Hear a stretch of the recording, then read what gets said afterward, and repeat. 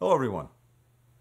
I want to start by thanking President Ramaphosa for bringing together so many government, private sector, and civil society leaders at this important forum. Last year, I traveled to South Africa to lay out the United States strategy for sub-Saharan Africa. At its core, it's about partnership. What the United States can do with African nations, not for African nations. The African Growth and Opportunity Act is essential to realizing this vision. For more than 2 decades, and for hundreds of thousands of people across sub-Saharan Africa, AGOA has meant new jobs, new skills, new connections, new investment. It's meant less corruption and greater human and labor rights. And all that is translated to new and powerful partnerships to advance solutions to shared challenges, from the climate crisis to food insecurity to supply chain disruptions and vulnerabilities. Precisely because more inclusive, sustainable growth is good for Africa and good for America, good for the world, President Biden fully supports the reauthorization of AGOA. But we don't just want to extend AGOA. We want to work with the United States Congress to make it even better. And that's what this week's dialogue is all about.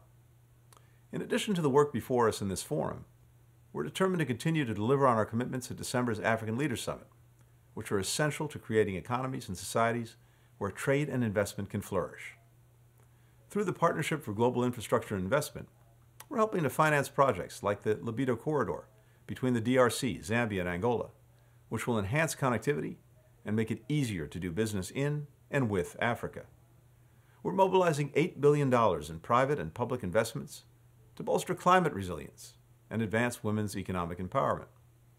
We remain the biggest single-country investor by far in food security and public health in the region, and we're working on new efforts like our VAX initiative to strengthen African seeds and soils. We continue to support elevating African voices in global diplomacy. We welcome the African Union joining the G20. We appreciate the IMF working to expand sub-Saharan representation on its executive board. We remain committed to reforming the UN Security Council to include permanent representation for Africa. And this week, we inaugurated the President's Advisory Council on African Diaspora Engagement to further strengthen the deep bonds between our citizens. This flourishing partnership between the United States and Africa gives me tremendous hope. And through gatherings like this, we can continue to shape a future where workers and businesses are equipped and empowered, where governments are transparent and accountable, where all our people can thrive, and where our nations can come together for the good of our people and the world. Thank you, and I hope you have a productive ministerial.